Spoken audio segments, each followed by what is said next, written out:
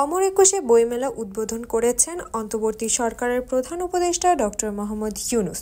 শনিবার বিকেলে বইমেলা উদ্বোধন করেন প্রধান উপদেষ্টা। উদ্বোধনী অনুষ্ঠানে বিশেষ অতিথি হিসেবে উপস্থিত ছিলেন সাংস্কৃতিক বিষয়ক উপদেষ্টা মোস্তফা সরওয়ার ফারুকী।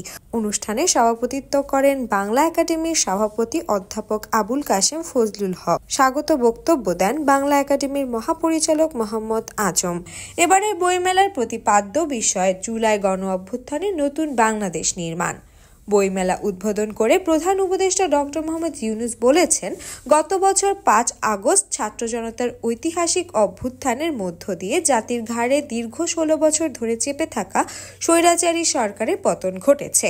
আমাদের সাহসী তরুণদের এই অভূতপূর্ব আত্মত্যাগ বিশ্বকে চমকে দিয়েছে। এই বিজয়ের মাধ্যমে এসেছে নতুন বাংলাদেশ গড়ার ইস্পাত কঠোর প্রতিজ্ঞা। যাদের মহান আত্মত্যাগের মাধ্যমে অর্জিত অভ্যুত্থানে এবার বইমেলার নতুন তাৎপর্য নিয়ে আমাদের সামনে এসেছে। প্রতি বছরের মতো এবারও বইমেলার কার্যক্রমের অংশ হিসেবে শিশু কিশোরদের জন্য শিল্পাচার্য, আবৃত্তি ও সঙ্গীত প্রতিযোগিতা সহ বিভিন্ন বিনোদনমূলক কার্যক্রমের আয়োজন করা হবে। ৮ ও ১৫ ফেব্রুয়ারি বাদে শুক্র ও শনিবার বেলা ১১টা থেকে দুপুর ১টা পর্যন্ত চলবে বিশেষ শিশু প্রহর। বইমেলায় প্রতি কর্মদিবসে বিকেল ৩টা থেকে রাত ৯টা পর্যন্ত, সরকারি ছুটির দিনে সকাল ১১টা থেকে রাত ৯টা পর্যন্ত উন্মুক্ত থাকবে।